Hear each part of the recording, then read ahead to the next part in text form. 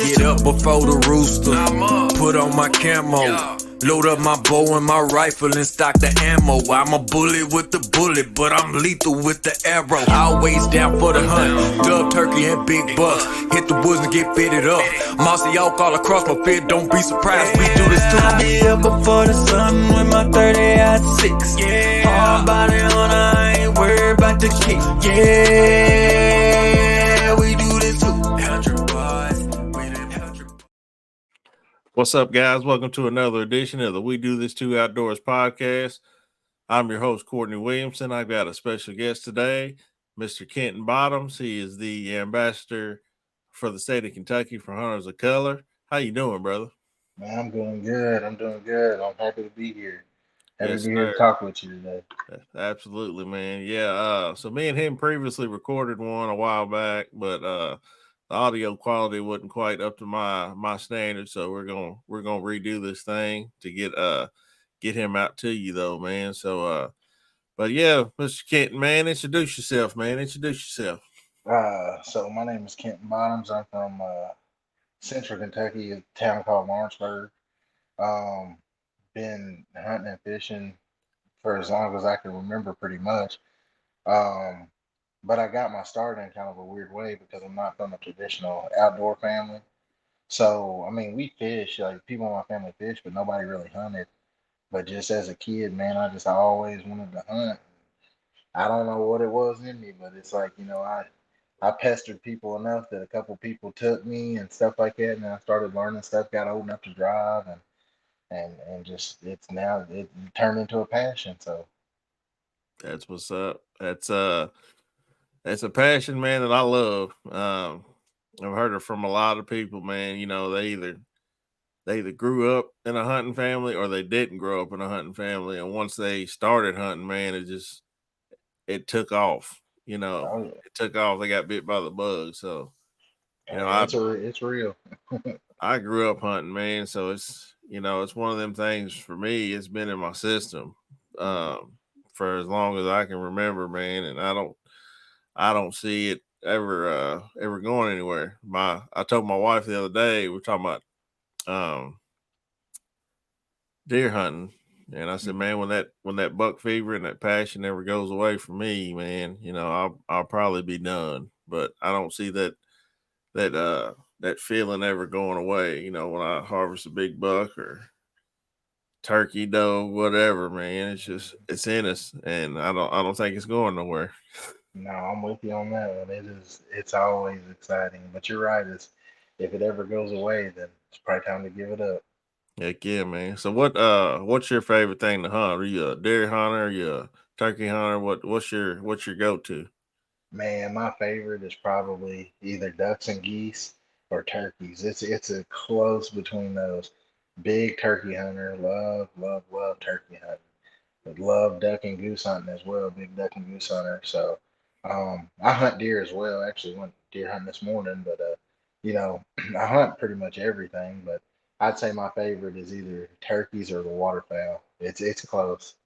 I hear you. Yeah, I was always a big deer guy, which I still am, man. But like the past 3 years, man, I have turned into a big waterfowl hunter. As I said earlier, as we talked off air, I'm going goose hunting in the morning. With our crew, we call ourselves the Wrecking Crew. I got you. Goose season goes out tomorrow in Kentucky. So we're gonna try to hop on some, man. But like last year, I didn't hunt a lot deer because I was out there chasing them, the waterfowl, man, them greenheads, the teal, the wood ducks, the goose. I've been bit with the bug bad, man. But it's still a little too warm for me to go deer hunting right now, man. Them snakes are still out there.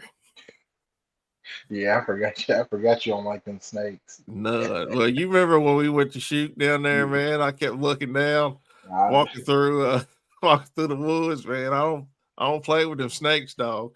Oh yeah, they don't bother me none. Yeah, I don't know. I mean, we don't really have snakes too bad up this way. I mean, you get a little rat snake or corn snake or something like that, but you ain't gonna get nothing that's gonna get you in trouble really up here. Oh yeah, we got them all down here. cottonmouths, rattlesnakes, copperheads. We got it all. So yeah, man. But yeah, man. So waterfowl, man. You got any memorable your hunts you want to share with us? Either waterfowl or turkey or anything. Oh man, shoot, I've got a bunch of different ones. Let me see here. Waterfowl. One of my favorite hunts is I killed a Drake black duck, and I killed it on a public land. I'm not gonna say where I killed it at, just because you know how waterfowl is, but Yeah. Cutthroat. it is. But me and a buddy of mine, we went out. And we had a pair of black ducks come in, and it looked like they were both Drakes. And we go to shooting them, and I'm just sitting there telling you, man, we knock them down, and then we're sitting there trying to swat them off the water to get, to dispatch them. And I'm telling you, they just keep swimming around. I mean, probably shot 10 shells at this duck, Oh wow. but finally got him. The other one got away, and my buddy swears it had a band on it. But the other one got away, and the one that I shot, we got it, and I mean, it was a perfect, beautiful, real pure Drake black duck. I mean, so now I got him mounted over the TV in the living room. Heck yeah. That's Yeah, so that's dope. Yeah, that's a kind of a dream there for everybody. yeah, Heck no, yeah. with black ducks, you don't get those all the time, and especially like real pretty pure ones like that. I mean, you get some of the ones that are crossed with the mallard, and so have some mallard characteristics. But this one is pretty pure, and he was just a stud of a drake. I mean, it was awesome. But I mean, shoot, I don't know. I could talk about waterfowl hunting all day. I mean, I've had from killing banded geese to banded ducks, watching. I had a buddy one time we were on the river, the Ohio River, and he shot a banded pintail drake, and that thing was like 7 years old, and it was banded like somewhere up in Canada. So it came all the way down, and we killed it on the Ohio River. That's crazy. Yeah, it was crazy for sure. And I mean, stud of a drake. I mean, beautiful bird, beautiful bird. So Heck yeah. a lot of good memories there. So do y'all when y'all go goose hunting, do y'all hunt mostly open fields or do y'all hunt like cut cornfields or what do y'all mostly go? So mainly around here, it'll be ponds. I mean, we've killed them in the crop fields and stuff like that, but mainly over here it's ponds, and especially early season because they're still hitting the ponds, and a lot of the corn hasn't been pulled off yet up here. It was a weird year, a lot of rain early, and then we've been in a drought ever since. Um, so some of the corn is just it's in bad shape, but usually we'll hunt ponds and. A lot of the geese right now they're still feeding. They'll just eat grass. Like when it's warm like this and they don't really have to eat anything Mm-hmm. like highly caloric, they'll just kind of just pick at the grass and stuff like that. And so you'll catch them like that. But they're starting to group up, and you'll get those locals, and they'll group up pretty good. And so sometimes you can find 80 to 100 of them hitting a pond or something like that. But yeah, usually we hunt ponds, and we'll do that pretty much all year round. We'll hunt ponds, or all season, not year round, but all season. We'll kind of hunt the ponds and stuff like that. Um, I mean, you can find them, like I said, you can find them in the crop fields, and I've killed them in the crop fields. But for whatever reason, up here they just don't do that. Now, like if I do some goose hunting in Illinois as well, and it's all cut cornfields. And I mean, the geese hammer it. And they're all Canadas too. And I mean, you see Canada geese like you see specks and snows in Arkansas. It's filthy with them. It's Right. crazy. So Yeah, we so last weekend we went to I ain't gonna tell you where it is because you know how waterfowl is, but we were hunting pretty close to like this Walmart that's out there. We were like in a big old field about 200 yards from this Walmart, man. And hmm there's a creek that runs through there, and the farmer had just cut hay right there. hmm And the day before, my buddy was like, "Hey man, like I've been seeing a lot of geese here. They were here yesterday morning, and he's like, they were here yesterday evening." He said, "So they've been here." He's like, "We need to get in there and set up." So he went and asked the hunter for or the farmer for permission. He Hmm. said y'all can hunt it, but it's going to be a one-time hunt. So we Oh, got in there early in our layout blinds, got set up, um, and like clockwork, man. Here they come, and we end up taking a few of them. But hmm. we thought another group was gonna come over, but they didn't. So I mean, it was a one-time hunt, but it was cool. But down here, like you said, man, the corn hadn't been cut yet, the soybeans hadn't been cut, so everything's still standing. So I think once those crops start to cut, man, they'll start flying a little better, hopefully. Yeah, and I know like now because pretty much the only thing that's getting cut corn wise now is silage. And Yep, if you can find a silage field that somebody's cut, then usually those are really good because there tends to be a little more waste grain when they're cutting silage for whatever reason, and so that's kind of works out in our favor. Also, that's right. pigeons, doves, some good dove hunts can be had on a silage field and stuff like that. So that's probably if I was looking for a feed, that's what I'd be looking for is a silage field. Yeah, yeah. There's not too many around here that's cutting for silage right now. They've Hmm. already pretty much done what they need to do for the year, so we're just waiting on the big crops to get cut. Hmm. Uh, the field that I usually go dove hunting in, they didn't cut this year for silage, so I didn't Uh, really get to hunt that field. So I had to go to public and hunt, and we did decent, but it wasn't like a public or a private field because public you can't shoot till what 12 o'clock yeah, 11 or 12. almost. Yeah. Yeah, and then by that time it's blazing hot. So I'd like to get out there early morning, 30 minutes before sunrise Hmm. on those private fields, but it is And what it I, is, man. man, I'll tell you, I've never really dove hunted that early because, this year, I've had a really good dove season. I've got to hunt several private fields and hunted a public field and did pretty well. I think ended up killing 12 on the public field, and we got there. We didn't get there till like 5, so we only hunted for like 2.5 hours. But you know, had some really good hunts. But usually the private fields I've shot, they start shooting at like 3:30, 4 o'clock, and then they usually cut it off at 5:30. So you ain't shooting Mm, but like an hour and a half or so. But it's like the last time we shot it, I think it was on Tuesday. It was lights out. It was lights really? out. There's a lot of birds in there. Yeah, a Yeah. What lot what of was it? birds. Sunflowers or what Yeah, was yeah, it? big sunflower field, and then there was standing corn like all the way around it. So Yeah. they were hitting the standing corn, they were hitting the sunflowers. It's just, I mean, it's that field's been lights out. I think I killed a limit almost every time I hunted that field this year. I think the first time we hunted there, I didn't kill a limit, but we had a little bit of cold weather after that and got a few more birds in, and so now it's, I mean, it was lovely. Yeah, heck yeah, man. It was I lovely. like I love dove hunting, man. Oh, me too. It's so fun. You get to cut up and have fun and stuff. And that's the thing that's kind of turning me off about deer hunting. When you go deer hunting, you're by yourself. You gotta be quiet.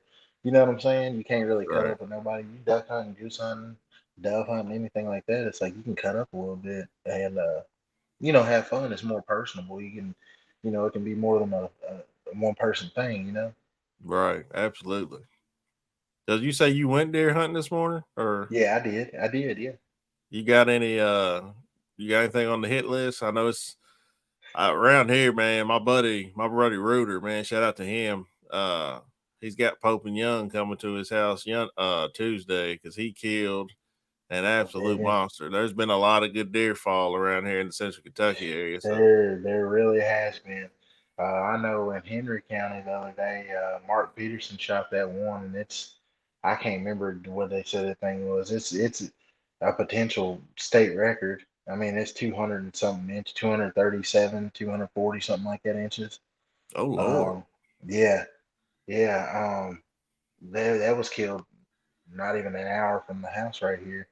And I know some people. I had a buddy yesterday. He killed an absolute giant. I mean, that thing was massive. Another buddy killed a 170, a mid 170s deer. Uh, last week, I think, second day of the season. And so, a lot of big deer have been falling. Um, I do have one that I'm trying to get, and I think he's going to go about 150. Didn't see him this morning. My camera's actually blowing up right now. I don't know what's on there. I can't tell what it is in the little picture. But no, this morning it was actually one of the cool. Like I didn't see the buck I was after or anything like that, but it was a really cool hunt. The deer were very vocal this morning. Um, I got to hear does bleating. I got to hear, the little bucks grunting and stuff. One of the little bucks, he was the smallest buck in there, he was a little 3 pointer, and he was snort wheezing and posturing, and he was bullying everybody out of the way of the corn and everything. I mean, he was in there. He was a little menace. I mean, he was snort wheezing and just like bristled up and running the does off, and does were fighting. I mean, it was a lot of action. I think I ended up seeing like 15, 16 deer, and pretty much nonstop action the whole time I was there. So it was a great hunt. Just the one I was looking for didn't show up, but had plenty of opportunities. Could have took a dove. So Yeah, that's dope. Yeah, I know. Me personally, I mean, everybody knows that around here, I usually don't start hunting to probably mid October, just because the farm that I hunt is the same farm I grew up on. Does there's plenty of does there, but the big bucks don't start come rolling in to usually about that big that first cold front that comes through. mhm. I've got a couple decent shooters that I say that I could probably take, but I'm probably gonna try to save one of those for my son this year.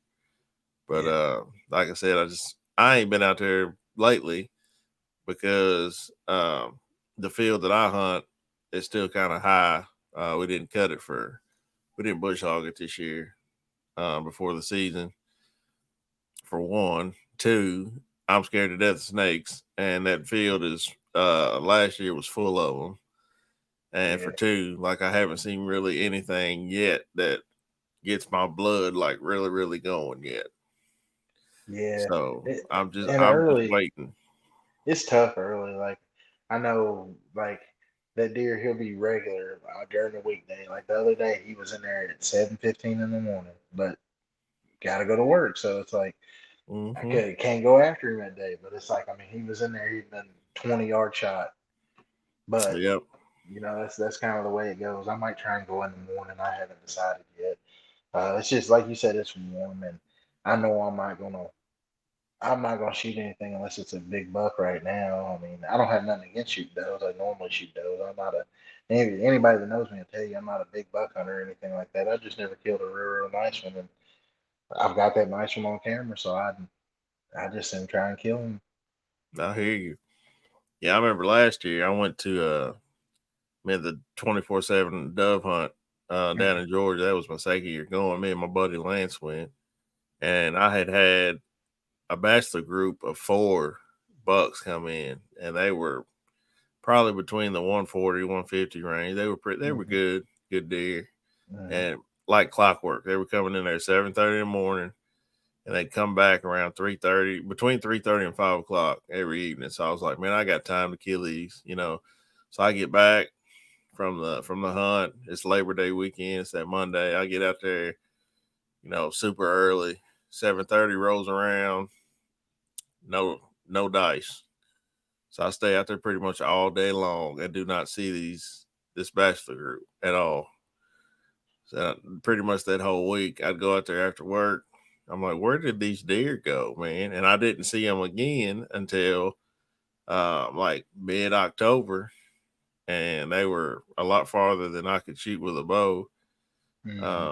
And I ended up seeing them again during gun season, but they were on a neighboring property, and all four of them ended up getting killed during gun season. That's the way it happens all too often because it's like you've got about a week to kill them early, and they'll be patternable. But it's like as soon as that first little bit of cold wind comes through, they start to break up and it triggers them. And like I said, those little bucks this morning, they were fighting around and stuff like that. I got to watch them sparring and pushing each other around. So you know that the mature deer, they're breaking up. They're not going to be in the bachelor groups much longer. If there's any even still in bachelor groups now, I mean, you just kind of got to capitalize on that if you're going to do it. And then from there, they get real scarce until, like you said, that little Hmm. pre-rut time and stuff starts kicking around. Because I don't know. That's just the way that they do. They get really solitary, and They don't like daylight much. Turn into No, vampires, don't they?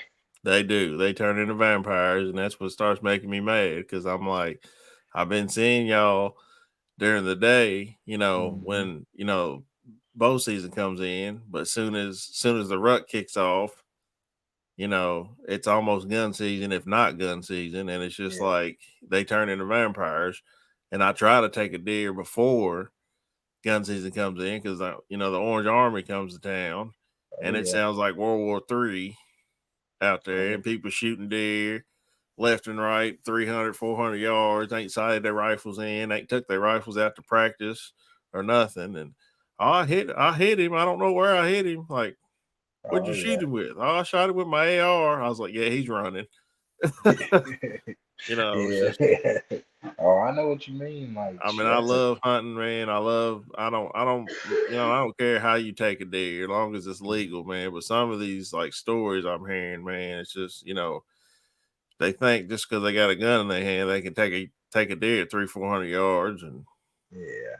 And most people can't shoot good enough to do that anyway. no, I mean, So, but it's it's, a yes, you're right. Gun season is a different animal. I mean, everybody and their brothers out there trying to get them a big buck, and there's a lot of big bucks that get killed, and there's nothing. I don't have no problem with gun hunting. I mean, I've killed a lot of deer with a gun. I prefer to use a bow. That's what I prefer. But nothing wrong with that. Like you said, as long as it's legal, I ain't gonna say nothing to you. But just the only thing I hope is I hope everybody tries to be safe and yeah, that's does right. not make bad decisions because it's like we had.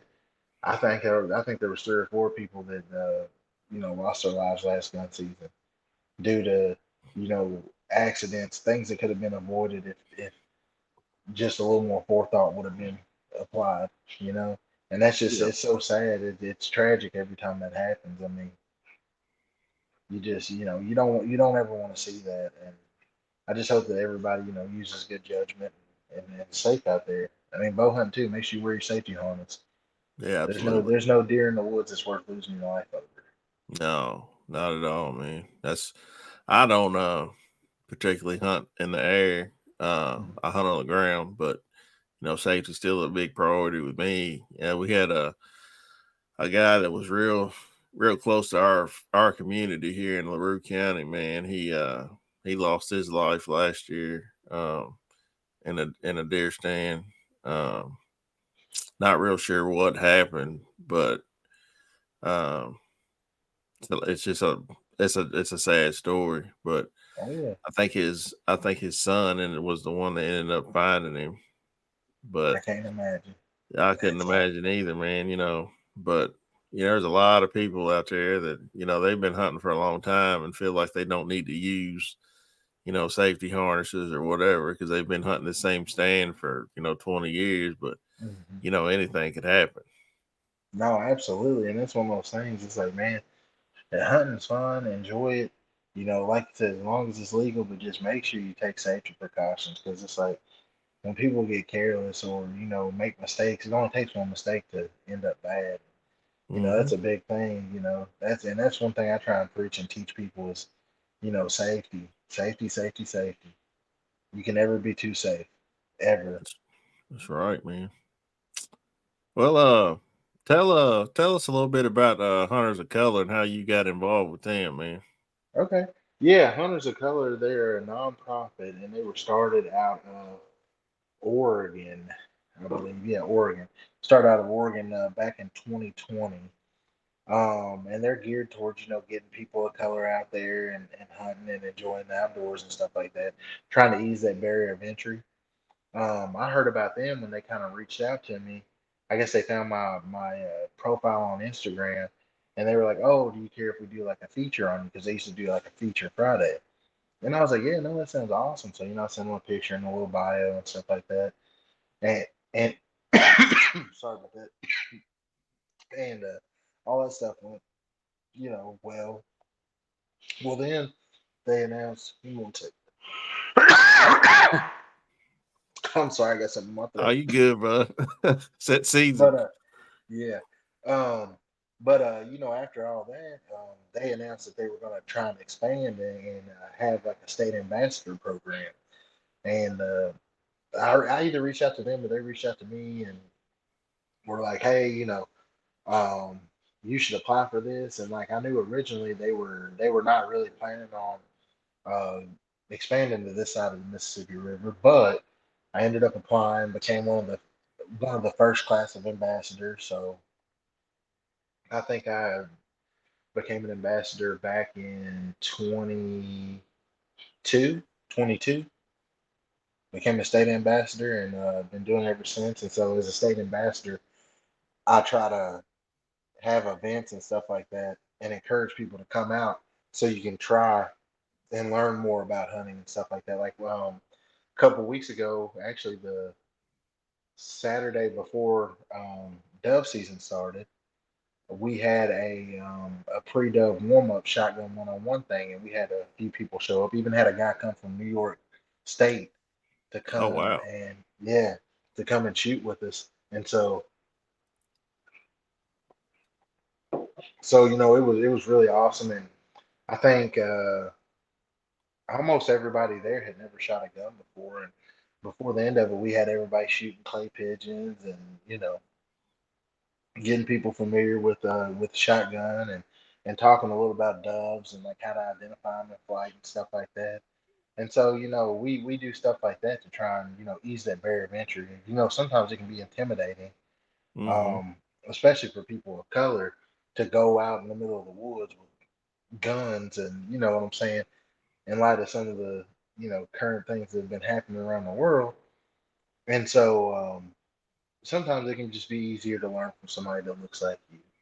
And, like I said, it's all about just getting more people out there enjoying the sport that we love. That's what's up. Yeah.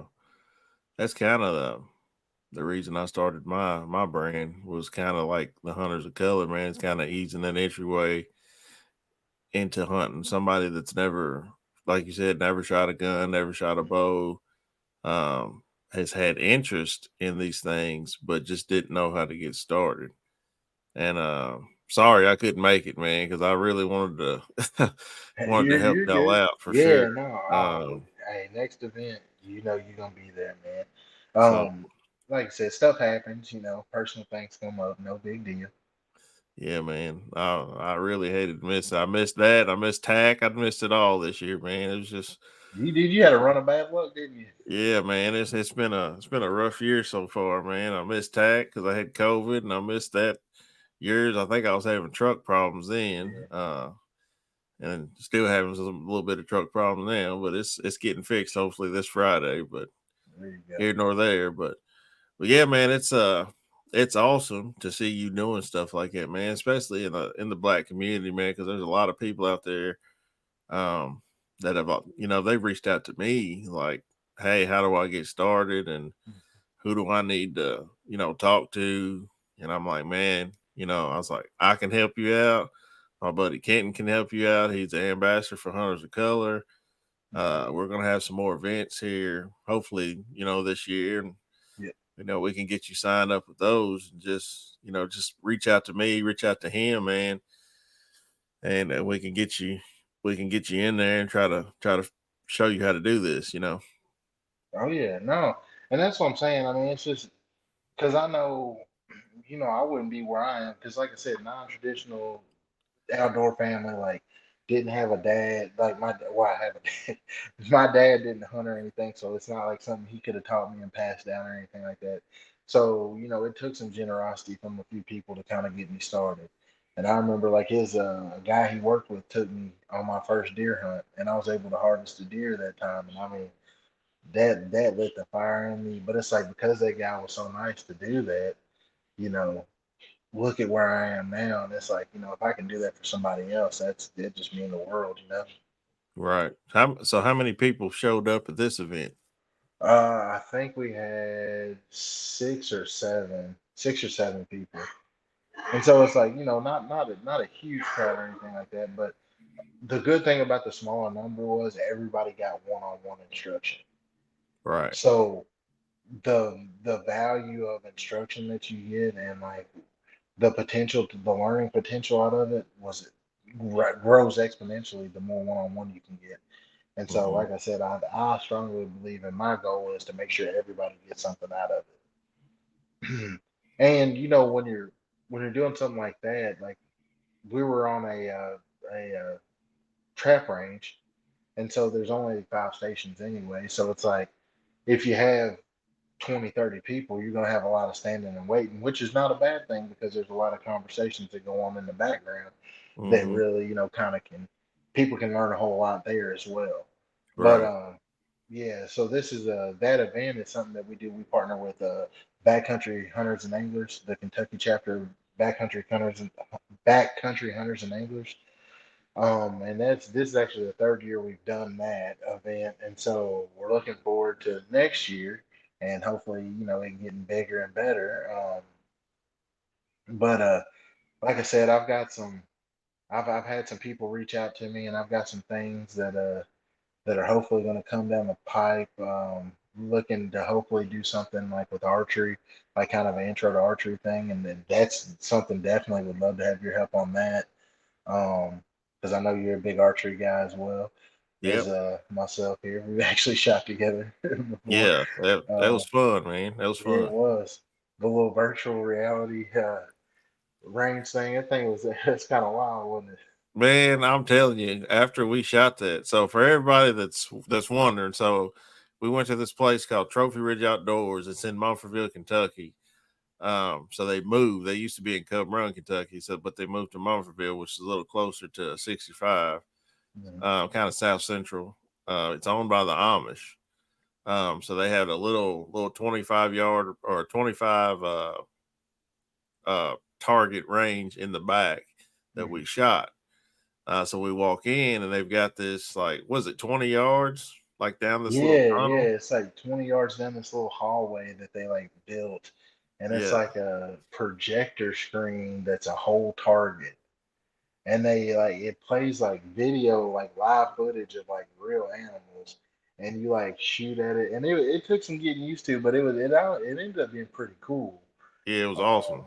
it, We had a yeah, ball. no, it, I had my lens in for outside, so I had to end up taking my lens out because I was shooting at the wrong spot pretty much every time. But I think there was 35 targets yeah, on this screen, and it was like $10 to shoot it. So I mean, it wasn't. So we ended up shooting almost 50 some targets that day, for hmm like what, $30 maybe or yeah. 20 I bucks. think it was 35, Yeah, 30, so I $35, mean, something like that we with had a good candy. time, and he Oh yeah. drove what 2.5, almost 3 hours to come down there with us.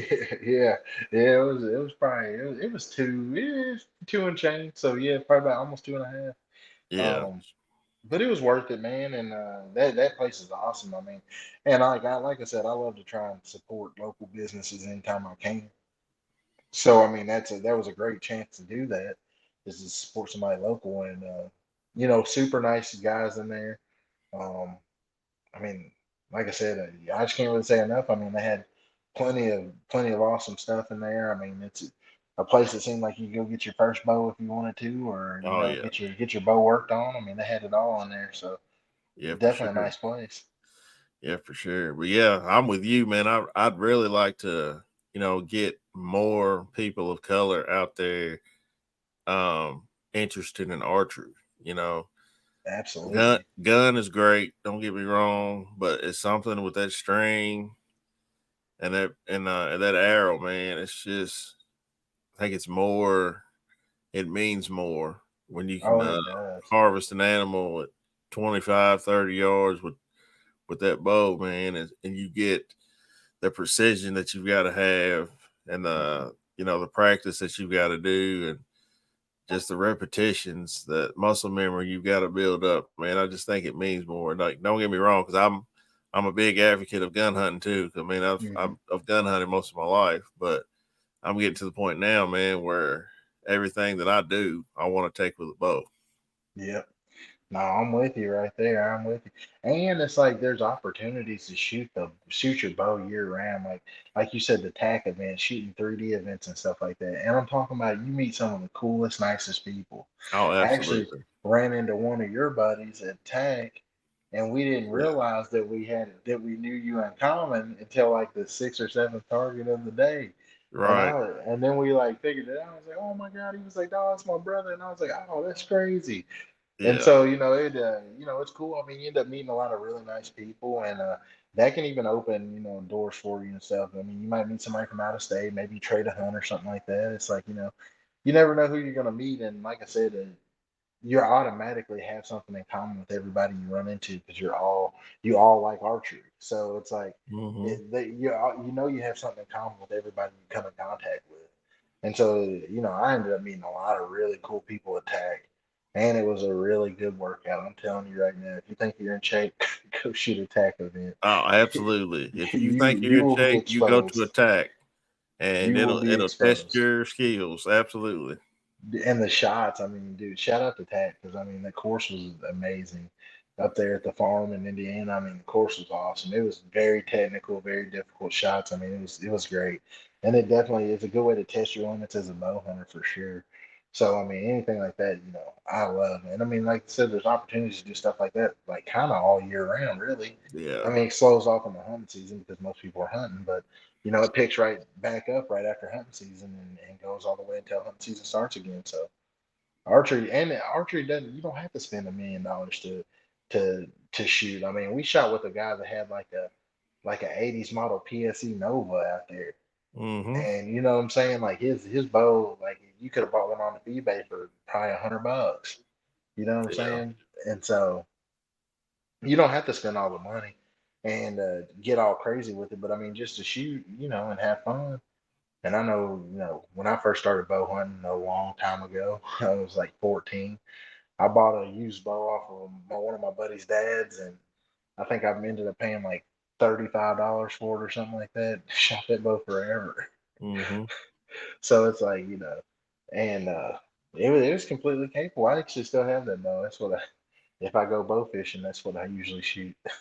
Yeah. I think everybody keep, with the whole social media and everything, and all the bow companies that are out there putting out these new bows, it just seems like the people that are wanting to get into it, um, they're seeing everybody shooting all the newest Matthews or the newest PSE or the newest, Bowtech or whatever, and they feel like they've got to go out and spend $1,800 to start shooting, and that's just not true. I mean, you go find you a good archery shop wherever you're from, and you buy what you can afford.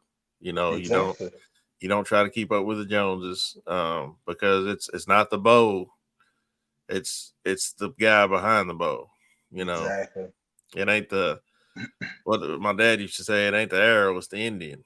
Yeah, You exactly. know, No, so exactly. And that's it. But I mean, that's something in general. It's like, it seems like, with social media and stuff, it seems like kind of everything, because it's like you're getting to see, the people that get paid to hunt, they're all using the premium stuff, and that's what you see the most. And so, it makes a lot of people think, well, I got to have a brand new Benelli if I'm going to go out here and shoot a duck or a turkey, right. or, you know what I'm saying? And you don't have to have all that. I mean, it's like, I don't know how you started, but I started with a Winchester 1300 pump. Yeah, I had a And Mossberg 500 for me. there you go. I mean, about the same thing. And that thing has killed so many doves and stuff like that. So it's like, you don't have to spend $1 billion, and you don't have to have the nicest camouflage. I've literally killed a deer wearing blue jeans and a bright yellow t-shirt before. So it's like you literally don't. Do these things help? Yes, no, they absolutely help. I'm 100% they help. But do you have to have them? No, no, you don't. And now you're even starting to see some guys like on YouTube and stuff. They're going and buying bows from pawn shops that are 10, 15 years old, and Hmm. going out and harvesting deer with them, and it's like a flex for them to do that. And I'm saying, so that, but I don't mind that, and I like it because it's showing people like, hey, you don't have to buy a $3,000 bow to go kill a deer. You do not have to do that. Hmm. Yeah, I've got a buddy, man. He's got an old bear bow that he bought, I think, probably 15 years ago, and dude, this man is he's lethal with this thing. Yeah, And he's like, man, there's no point in me. He's like, I don't know how many strings on this bow, but he's like, I've gotten comfortable with it. He's like, there's no point in me in buying a new bow. He said, do I want a new one? He's like, yeah, I do. He said, but he said, I don't want to spend 18 to $2,000 for the newest thing out there. So Mhm. he said, I've been shooting this, and I'm gonna keep shooting it till something happens to it. He said, if it eventually breaks or whatever, I'll buy something. But what's the point? I'm comfortable with this. I'm gonna keep shooting it. And he kills some big bucks every year with this thing. Turkeys. I mean, I can't tell you how many things this man's killed with his bow, but um he goes out and practices 3 or 4 times a week with this bow. And everybody's always talking, man, you need to get your new bow. He's like, why? Shoot just as good as you can with your newest Matthews or your newest Bowtech or whatever. And he can back it up. Oh, absolutely, absolutely. And like I said, I don't. I think my bow is 7, 8, 9, 10 years old, something like that. You know what I'm saying? Yeah. And same thing. Like I haven't upgraded because like why? It's like my bow is fast. It's quiet. There are things to gain from it. I've got a buddy who's got a brand new. I shoot a Matthews, Chill R, and I've got a buddy. He's got a lift, a brand new Matthews lift, and Hmm. it's a nice bow. I really like that bow. I like the dimensions of it. I like a lot of things about it. I've shot it. Very, very good shooting bow. I like the bow a lot, but I'm like, it's not really faster than my bow. It Right. is quieter, but Hmm. whatever. It doesn't really matter. My bow's not loud enough that it's like spooking animals off or anything like that. So it's like I just can't really justify spending the money to upgrade. Yeah, I mean maybe. I mean at a certain like you said, I mean stuff breaks or something gets so sentimental to you that you don't want to tear it Hmm. up, stuff like that. And Right. that this bow will be like that for me. So I don't know, maybe in a year or two, maybe I'll get a new one. But as of right now, it's like shoot, I'll just keep shooting if she keeps putting them down. So I I can't hear, even argue with it. I hear you, man. But yeah, so a lot of people have seen you in their Kentucky Fish and Wildlife brochure. Um, and a couple of them have actually reached out to me, man. It's like, man, you need to get this guy. And I'm like, I know him. Like we shot bows together, whatever. Yeah. So how did you get introduced to the Kentucky Fish and Wildlife? How did that come about?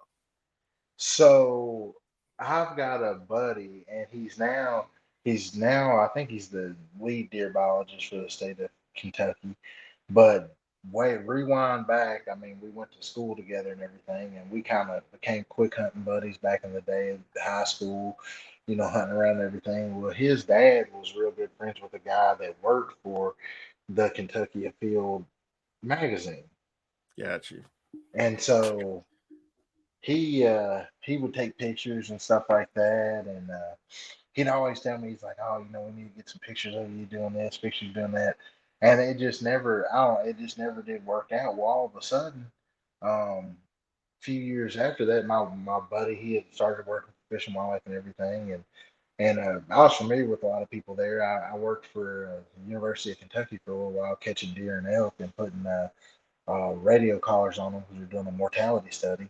And so I got to meet a lot of the biologists and stuff at Fish and Wildlife doing that stuff. But they my buddy was like, hey man, would you want to do a photo shoot for like a for the spring hunting guide? And I was like, yeah, that's fine, man. And so we go out and we do this photo shoot, it was kind of weird by the way. But that was actually the first thing that we were on the cover of the spring hunting guide. That I think that was the first time that I was like on any of their publications. Maybe I was on an episode of Kentucky Afield at one time catching deer. We were going in and putting collars on fawns that we would find via VIT, which is like a transmitter that lets you know when the doe has had birth, and then it emits the signal. You can tell how old the signal is, walk in on it, find the fawns, put a collar on them, and then monitor them from there. So I know I was on an episode of that. Now I think this happened after that, maybe a year after that. Um, and so I got on the hunting guide, and then people were like, "Oh man, that's that guy from the," what I'm saying? It was pretty cool and all. And then actually not. It was last year, last winter. Um, Kentucky Afield, the TV show, they reached out to me and they were like, "Hey, would you be interested in letting us tag along with you while you go on the squirrel hunt?" And I was like, "Yeah, absolutely, that's fine." And so I did a squirrel hunt with them last winter there, and so that's aired since. And I don't know. I just keep getting. I just luck really. It's just kind of luck and just kind of the way things shook out. I mean, like I said, I know quite a few people up there, but they're not the people that make those decisions. I don't believe, but it's just like kind of right place, right time kind That's of deal. cool. Yeah. Yeah. But I mean, it is cool, and it's like, and now I'll have people be like, "Man, I know you from somewhere," and they'll sit there and they'll think on it like, "Oh, you was on Kentucky Field before," and I was like, "Oh, yeah, that was me," So I guess you get a little bit of local celebrity status, if you will. Yeah, But I mean, that's cool. I mean, that's kind of how I found you, man. I was on and I was, on Instagram, and I seen you, and then I was like, hold on, this is the dude from our brochure. I was like, okay, this is cool. no, and it's a like I said, it's a real cool thing, and it's an awesome opportunity, and Fish and Wildlife, they've helped me out with some stuff like with Hunters of Color, and I know I've like mentored field to fork hunts with them and stuff like that. So I've had opportunity to do some cool stuff like that with them as well. I mean, you can all, and that's one thing I will tell you about Fish and Wildlife. They're good about using volunteers. So if you ever want to help, you can reach out to somebody, and I promise you, they will find you something that you can volunteer and do. I mean, I've banded geese with them. I've you know uh, caught elk with them. You know what I'm saying? Hmm. There's things out there for volunteers to do for sure. Yeah, that's what's up, man. Hmm. That's cool. Well, let's switch gears here a little bit. So as an African American hunter, outdoorsman out there, man. Some of these bigger name companies, man. I feel like there's an untapped market for us out there. Because like I said, when I grew up, growing up, I watched Kentucky Field a lot, and Hmm. never did I see anybody on there that looked like us.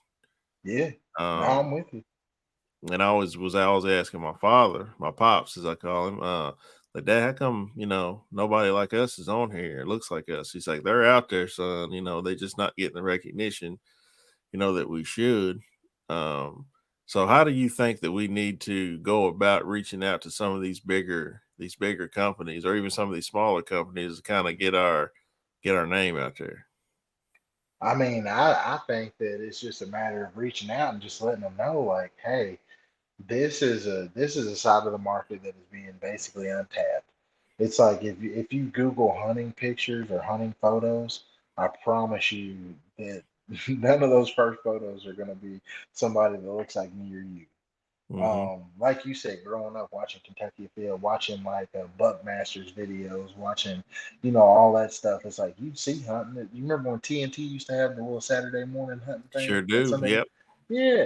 Oh, you'd see hunting on there. ESPN used to have the little hunting shows and stuff like that. Oh, Mm-hmm. it'd be on there, but you wouldn't see guys that look like us. And it's like I think it led a lot of people to believe that like we didn't really do that, like we don't really hunt and stuff like that. But that's not true. Like your dad was saying, it's like there's plenty of us out here that are doing it. We're just not mainstream. We're not getting the recognition like that. And I really don't know why it's like that, but it is what it is. And like I said, I mean, to any company, it's like, why would you not want to tap into another market? I mean, that's a potential avenue to make more money. And I know that they're like, if you have people of color like on your ads and advertising and stuff like that, other people of color are more likely to go buy that product rather than one that does not showcase anybody that looks like them. And so, I mean, to me, it seems like it'd be that simple. It's just like, hey, you're not really tapping into this market. Let's collaborate and tap into this market. you know Right. Yeah. Yeah. I've had the opportunity lately to reach out to some of these companies, and a few of them have hit me back. I'm actually wearing one of them right now, Blackburn Apparel Company. Shout out to them, man. They were super super great to work with. I've been working with Moultrie. I'm on their field team. Threads Bowstrings. G5 actually sent me some stuff to try out. Um, I'm currently trying to work with Bluebird Waterfowl Company. They're a great business to work with. The owner reached out to me, man, and he's really on board with um, trying to get like people of color more on there and trying to like basically wash out some of these older, the older generation, the generation they grew up in, was, especially in the South, it's that whole Jim Crow, Yep. they grew up being taught hate pretty Yep. much. And that, that company is basically trying to stamp all that out, which I love it. I love what they stand for. Yeah, I no, love that's what they're awesome. doing. And Definitely awesome. I've got a guy here close to me. He's literally right down the road. He owns a deer farm.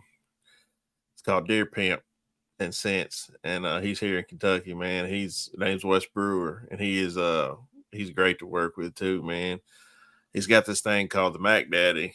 So he'll basically get this urine out of a doe or a buck or whatever, and you could put it in this like diffuser thing and take it out in the woods with you, and it scents out there, put Disperses. the scent Yeah. out, disperses the scent, and those companies there, man, that I've worked with, Vision Clothing, they're a black owned company here in Louisville, that my one of my best friends owns, man. And just some people like that, man, that just willing to give us a chance to just to show that we can what we can do, man. Mhm.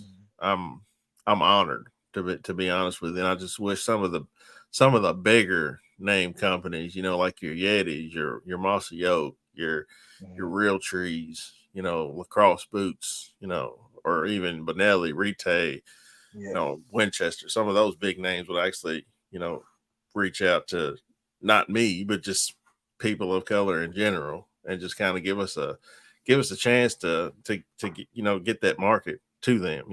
Hmm. And I feel like there has been like a increase in those things because I know like hunters of color, like we're Yetis or Yeti is one of our partners, as well as like Sitka gear, Mm-hmm. Loa boots. I've seen, I know you've spent some time with the 24/7 guys. They're Benelli. Mm-hmm. Benelli is, Yep. partners with them. There's a guy out of Louisiana, Jim Caesar. I know he's big with Rite. Yeah. So you're starting to see it more. And then I know several guys that are on with Mossy Oak. So there's one guy who's amazing turkey caller, makes some of the best or calls in the world, named Stanley Williams, Black Lightning Game Calls. He's a pro staff of Mossy Oak. I mean, dude, That's this dude awesome. he is a beast on turkeys. I'm sitting telling you. I mean, he's unreal. He's unreal. You have to look him up because You have to look him up. those are the calls I run pretty much predominantly now. Um, are his calls, and I mean he. I think he was Georgia State friction call champion last year. Oh So wow, he's a beast. Then yeah, no, you probably saw him at NWTF, I'd imagine.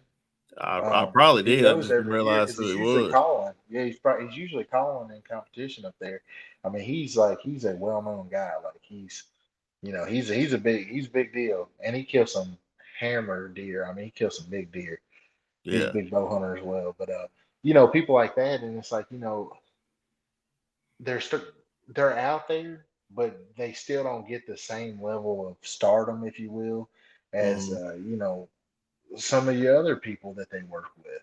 And I'm not sure what the deal is because it's like, man, I sit here and if I was trying to think of it, I can only remember one really mainstream hunting show that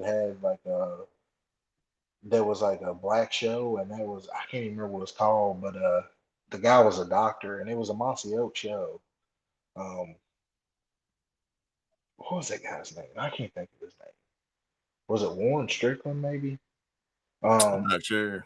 I'm not sure either, so I probably was wrong, but I just remember when I was a kid, and so that was like the first like mainstream like show I saw that had like a black person on there, and it was sponsored by like Mossy Oak and some other companies, and so you know as a kid that was real cool to see, and I still I still wear a lot of mossy oak because of it. I'm gonna tell you, right? Yeah, I love Mossy Oak, man. Bottomland is probably my favorite. That's my go-to. Man, it works so good around here. It's like, it just blends in anywhere really. It's a heck of a pattern. But I mean, like I said, and there's some other good stuff too. And that's the one thing about hunting right now is like everybody's pushing the envelope, so everybody makes good stuff. Hmm. It's really hard to find bad stuff. Yeah, you're right. Yeah, my thing is, man, too, like, I'm not trying to turn this into like a race thing or anything like Hmm. that, but it's just like, as a kid, something that you're really interested in, and you turn the TV on and you don't see anybody that looks like you, it kind of makes you feel a certain way. Like, hey, can I really do this, or is this something that's really for us? It kind of turns you off to it, because I can tell you, for me, my personal experience, when I got to college, the guys that I was hanging around, I still talk to them, just about every day. They're real good friends of mine. They turned into my brothers, but Hmm. you know, they they're all from different big cities and stuff. And they knew I was country, just the way I talk, my twang or whatever. But once I started telling them that I hunted, they was like, "We figured that you did, but you just don't really talk about it a lot." And I said, "Well, I just didn't know how you would take it." And they were like, "Man, we're your boys, We Yeah. figured, growing up in the country, like you were a hunter, you fish, stuff like that." So I basically, came out with it more, and started talking about it more, and they kind of drew in a couple of my buddies that wanted to go with me. That never Hmm. been, not even thought about hunting. They were from Chicago. One of them was from Memphis. They're like, Hmm. "Man, I've never done anything like this." I said, "Well, you're more welcome to go with me." And they loved it. They don't do it now, but I wish they would have stuck with it. But it's just introducing those people to it. And I feel like if you, like a little kid, like I was 5, 6 years old, and if you see somebody on TV that looks like you, you're more prone to want to go do that. Yeah, no, 100%, 100%. Or even like you're more prone to, yeah, yeah, one, get into it, but two, it's like, be proud of it. Because I know for me, for the longest time, it was kind of like, there was people that knew I did that, but it's like I ain't let everybody know because people had opinions and they were like, oh, well, white people ain't supposed to be hunting, da da da da da. Mm-hmm. And I'm not saying everybody was like that, but there were people that said stuff like that. There's people that still say stuff like that, Yeah, and I still get it. yeah, I do too. Oh, you hunt? Oh, you? Yeah, I'm like, Mm-hmm. yeah, and so and like you said, it's just one of those things that like, yeah, I was kind of ashamed of it for the longest time, and then when I got to be in like high school, like late high school, I was like, man, this is me. I'm country. This is, you know, why be ashamed of what you like and what you do and stuff like that. And like I said, it's something that's such a big part of my life. And kind of like, went to college and had some friends from other places, bigger cities and stuff like that. And let some people experience some of this stuff. And, like you said, they may not do it now, but at least they can understand why somebody would do this. And that's my big thing is like I understand hunting's not for everybody, but I feel like everybody should learn about it and understand why people do hunt and why it's important. Right. Yeah. I try to explain it to a lot of people that reach out to me or see me, like in a work setting or something like Hmm. that. It's like, why do you hunt? I said, for one, it's a tradition to me. Hmm. Um, that's what I grew up doing. That's what my dad did. And for two, if the grid ever goes down, something happens in the world Hmm. where you can't use money to buy anything, um, I can go out and provide food for my family. I can Right. go out and know that I can kill or harvest a deer, turkey, or whatever, um, and be able to go out and get water, filter it, make sure it's good to drink. Just stuff like that I think about. I don't know if I'm what you call like a prepper or whatever, but um, I know how to do that. I know how to make Yeah. my own firewood. You know, Hmm. build my own fire. You know, something goes down where I've got to leave my house and we've got to be in the woods for a while. You know, I'll be able to survive. And I just feel like teaching these things to kids and even adults, man, and like it's a big thing because you know something might go down where we might have to leave our house and go in the woods for a little span of time. You know, it might happen, it might not happen, but I'm prepared for it if it does. No, 100%. It's like you said, it's a skill set there. And like, why not learn something new? Um, that's kind of how I look at it. But yeah, no, um, it's one of those things. It's like it's just I don't know. It's been so important in my life, and like I said, I know I wouldn't be where I'm at today if it wasn't for hunting. Um, because my love for hunting kept me out of trouble when I was younger. Mm-hmm. Because like you said, if you get in trouble, you get a felony or something like that, then you can't own a gun. You know what I'm saying? Right. You can't do that no more. Now there's other ways you can hunt and stuff like that, but I mean that's one of the things is somebody who loves to waterfowl hunt, loves to dove hunt, loves to turkey hunt, stuff like that. It's like shotgun's a big part of that. You get in too much trouble, make the wrong decision. You can't have that. Right. And so it just meant so much to my life and stuff. And like you said, I mean, it's just a valuable skill set, and it's a big part of our heritage, and that's what Mm-hmm. people don't remember or understand. It's like that's a huge part of our heritage.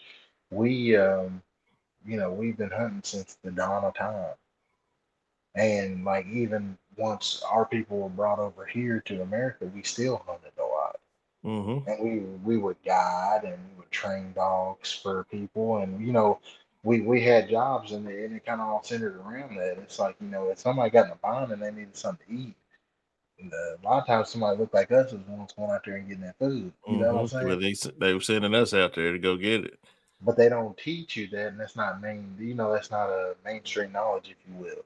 But no, it's a big part of our heritage as well, and somewhere along the line, I feel like it's gotten lost, at least in this area of Mm-hmm. Kentucky. Like it, there's no kinship to it. Now down south, like I said, I know some people from down there. The hunting culture down there in the black community is really big. Yeah, it's Everybody huge. hunts down there. It don't matter if you're black, white, whatever. Everybody hunts down there. But like up here and even further north, there's not. You just don't have that. Yeah, I get it. And like I said, I don't know whether it's not being taught or what, but it's there. Like I said, it's been a culture of ours, you know, all the way back to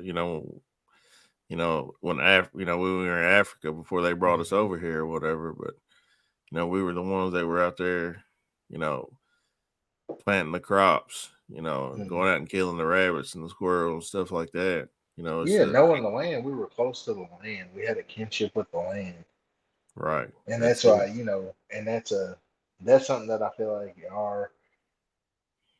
that we've lost as a people. You know what I'm saying?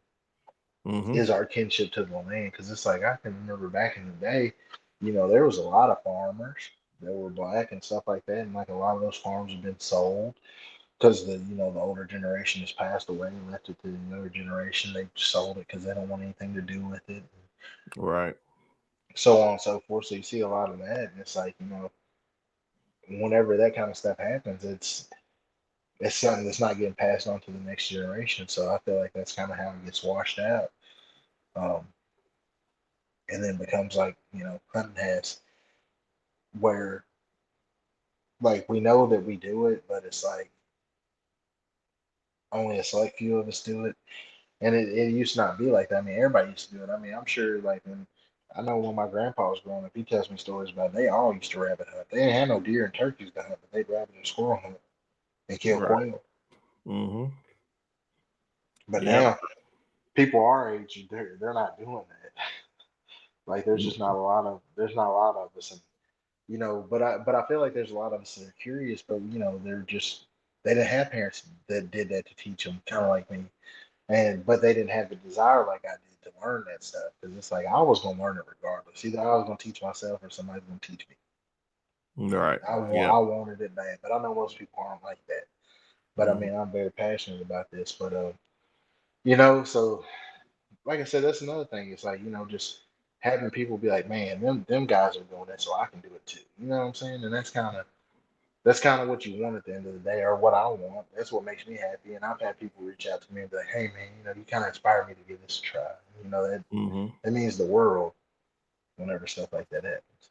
It does. I've had, the guy that I go goose hunting with. It's Hmm. my cousin, and it's my cousin's boss. He's got a young son, and the other day, my cousin reached out to me and said, "Hey, man, his son is a huge fan of your podcast. Like that's all he talks about, and That's awesome. he's a little Caucasian kid." Hmm. And he doesn't, he's not a person of color at all, but it's just a kid like that, no matter what color he is, Yeah, and somebody kids don't that's, know no better. They don't yeah, know. They don't see it like adults are. You taught that stuff. You know what I'm saying? People are right, taught you are. to And dislike people and stuff, I believe. So yeah, and he's just, he's like, man, that's all he talks about, so tomorrow when we go goose hunting, man, I've got a couple of hoodies I'm gonna give him and that's awesome. some stickers and stuff like that. And somebody like that, you want to keep them, you want to keep that going with them. So Absolutely. once they get older, they might be able to teach somebody else, what they do. And, it's basically stemmed from like his daddy taking him goose hunting and him having that interest. And then, he found my podcast. So I was like, hey, that's cool, man. No, that's Anything I awesome. can do for the kids out there, man, I'm all for it. So Absolutely, absolutely. Because I mean, they're the future, and like I said, now, you're putting time and effort into that young man. He's gonna remember that. He's gonna, build his life off of that, and he's gonna be the next generation that's doing like that. That's introducing new people and stuff. Like you said, I mean, that's what he's gonna be taught. I mean, he's taught. You mhm. know what I'm saying? Yeah. That's what he's seeing. And that's another thing, getting rid of the gatekeeping, because it's like for the longest time there's a lot of gatekeeping. It's like, older people would know how to do this stuff, but they're not going to pass that information on because they don't think that some people are worthy of having that information or whatever. And kind of getting rid of that mentality, because there's a lot of good people out here.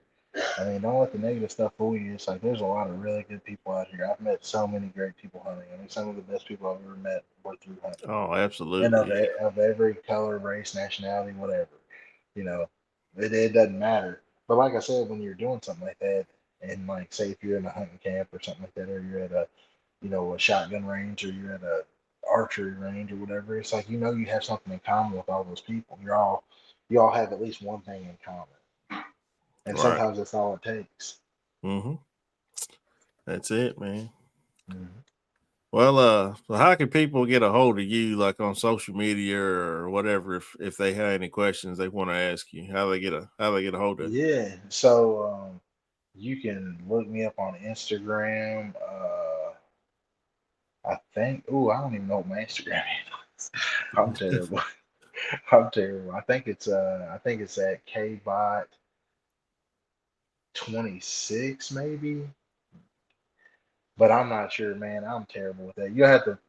Will you have like a description down low? I can Yeah, I give can it to put a you there. description down Yeah, there. we can Yeah. put it in the description. I can give you my Hunters of Color email, which is just like Kenton at Hunters of Color um, at gmail.com. People can contact me on there. You can look me up on the Hunters of Color website. Um, and that'll have my contact information on there as well. But yeah, no, I mean, anybody who's maybe interested in learning something, if I can help you with anything, definitely reach out to me and I will help you in any way I can. That's what I'm here for. So, but yeah, no, I definitely encourage people if you have questions, I feel free to email or hit me up on Instagram, and I'll be more than happy to answer your question or help you out in any way I can. Heck yeah, man. Well, that's a wrap, guys. Mr. Kenton Bottoms, ambassador for the Hunters of Color here in Kentucky. He's a really good friend of mine. If you've got any questions to ask him, you can reach out to him and all those social medias that he mentioned, and I'll put some links down in the comments as well. You can also reach out to me. We do this too outdoors on Instagram, TikTok, YouTube. Courtney Williamson on Facebook. I've also got a couple pages on Facebook that you can you can reach out to me. So if you got any questions that you want to ask us or whatever, make sure that you listen to this on anywhere you get your podcast, Apple Podcasts, Google, Spotify. Make sure you leave a like, leave a comment. Big game, small game, all game. We do this too.